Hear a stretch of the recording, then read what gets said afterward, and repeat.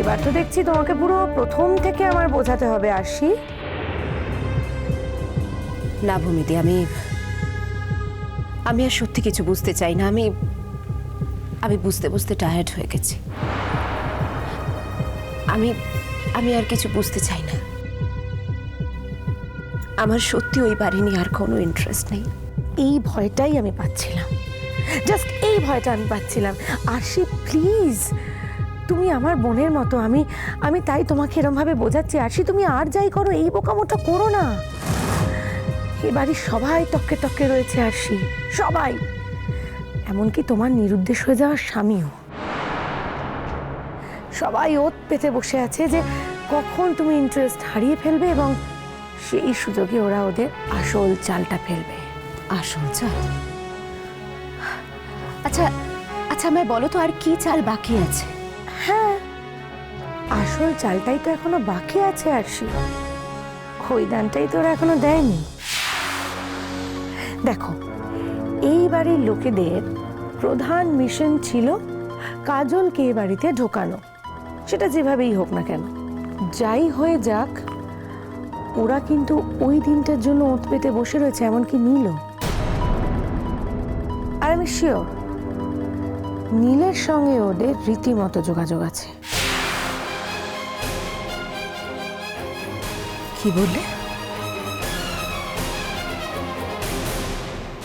কি বললে তুমি? নীলের সাথে ওদের যোগাযোগ আছে? আলবাত আছে, ওদের না থাকলেও কাজলের তো শিওর আছে।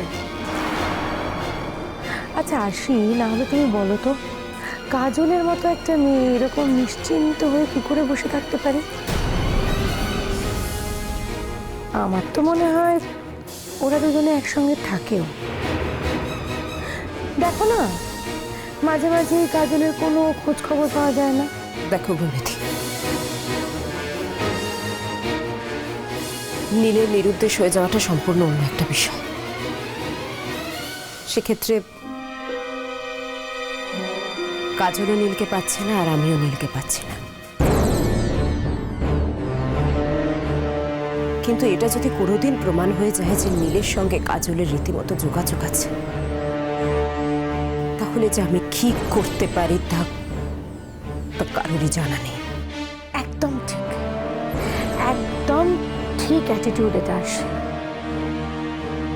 সত্যি তো, একটা মেয়েকে এভাবে ঠকিয়ে নিজেদের কাজ হাসিল করে নেওয়ার মতো অন্যায় তো আর দুটো হতে পারে না আরশি, বলো? কিন্তু ভূমিদি, আমার কাছে তো কোনো প্রমাণ নেই যে নীলের সঙ্গে সত্যি কাজলের যোগাযোগ আছে। প্রমাণ নেওয়ার জন্য তুমি কতটা টাইম ইনভেস্ট করেছো আরশি? তুমি সোজা মেয়ে, সোজা পথে হেঁটেছো। তুমি নীলের ব্রাঞ্চে অফিসে খোঁজ খবর নিয়েছো, যতগুলো অফিসের ব্রাঞ্চ রয়েছে সব জায়গায় খোঁজ খবর নিয়েছো ভায়া ইমেল, এবং তারাও তোমাকে মেল করে জানিয়েছেন যে অরিন বসু মল্লিক আর এই সংস্থায় কাজ করেন না। ব্যাস, এটুকুই। ভূমিদি, তাছাড়া আর কিভাবে আমি খোঁজ খবর নিতে পারতাম বলো তো? আচ্ছা, একটা সোজা কথা ভেবে দেখো তো আরশি, একটা ছেলে, একটা জলজ্যান্ত ছেলে এ বাড়ি থেকে নিরুদ্দেশ হয়ে গেল আর বলে গেল যে কাজল এ বাড়িতে ফিরলে তবেই নাকি সে বাড়িতে ফিরবে, কিন্তু তারপরেও ফিরল না।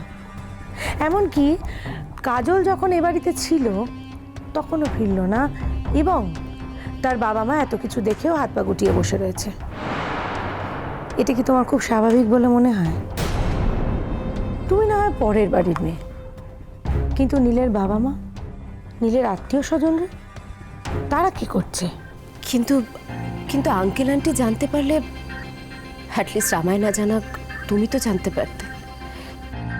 ভূমিদি, ওরা তো চেয়েছিল আমি নীলের সঙ্গে থাকি। দূর, আমার কাউকে বিশ্বাস হয় না। আমার তো মনে হয় ওরা সবাই সব কিছু জানে, শুধু আমাদের কিছু বলছে না।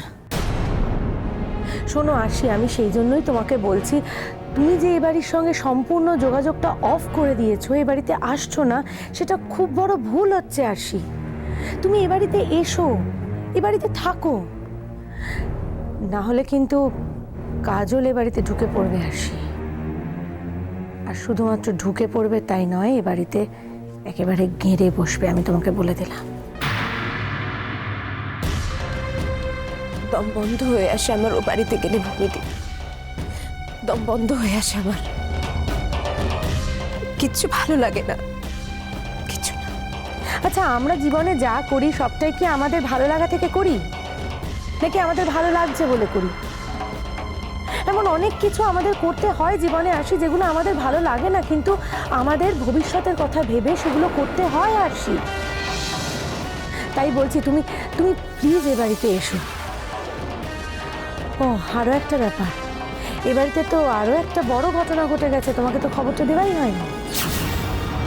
এ বাড়িতে এখন তো বিয়ের তোড়জোড় শুরু হয়ে গেছে, তুমি জানো? বিয়ে? কার? রুমির বিয়ে নাকি? রুমির বিয়ে হলে তোমাকে কি কথাটা আমি এভাবে বলতাম? তিনি হলেন গিয়ে বিদ্যাবতী সরস্বতী, তিনি এখন বাইরে লেখাপড়া করছেন, ফেরেনি এখনো। তাহলে বিয়েটা কার ভূমিতে? আরশি, এ বাড়ির বড় ছেলে ফিরে এসেছে গো। কে? কোন বড় ছেলে? এ বাড়ির বড় ছেলে, সোনা জেঠির বর, তিনি ফিরে এসেছেন। সে কি করে? সে আবার এতদিন পর কোথা থেকে উদয় হলো? সেসব কথা বলবো তোমায়? কি বলবে বলো তো? এই বয়সে এখন দুজনের বিয়ের তোড়জোড় শুরু হয়েছে, লোকলজ্জা বলে কিছু আছে এদের বলো? কি করেন ভদ্রলোক? কোথায় ছিলেন এতদিন? সত্যি সত্যি বিদেশে ছিল? বলবো বলবো, সব কথা তোমায় বলবো আরশি। আর বলবো বলেই তো তোমার কাছে যাব আমি, সেই জন্যই তো ফোনটা করলাম তোমাকে। আরও একটা ব্যাপার আছে আরশি। আরো ব্যাপার? কি? আবার কি বলো আমায়? ওটা ফোনে বলা যাবে না আরশি, একটা ব্যাপারে তোমাকে আমায় হেল্প করতে হবে। কি মুশকিল, কি ব্যাপার? না জানলে আমি হেল্পটা করবো কিভাবে? বললাম তো, ওটা ফোনে বলা যাবে না। আমি তো এই বাড়ি থেকে ফোন করছি, এবং এই বাড়িতে তো দেয়ালেরও কান আছে। আবার নতুন করে কোনো প্যাচ করছে নাকি ভূমি? এবার কে ওর প্যাচের শিকার? সোনা জেঠি আর জ্যাঠাবাবুর বিয়ে নিয়ে কোনো ঝামেলা করবে নাকি? কিন্তু সেখানে তো কিছু করতে পারবে না ও। আর ওদের বিয়ে নিয়ে ঝামেলা করে ওরই বা কী লাভ? তো কি আর লাভ লোকসানের কথা ভেবে কিছু করে? স্বভাবেই করে। আচ্ছা মানুষ বাবা। কিন্তু সত্যি কি সোনা জেঠির ব্যাপারে কিছু, নাকি আর অন্য কেউ আছে যে ওর শিকার হতে চলেছে? কাল থাকছো বাড়িতে? থাকছো কাল? তুমি বললে থাকবো। ঠিক আছে, তাহলে কাল সকালের দিকেই যাব, থেকো কিন্তু।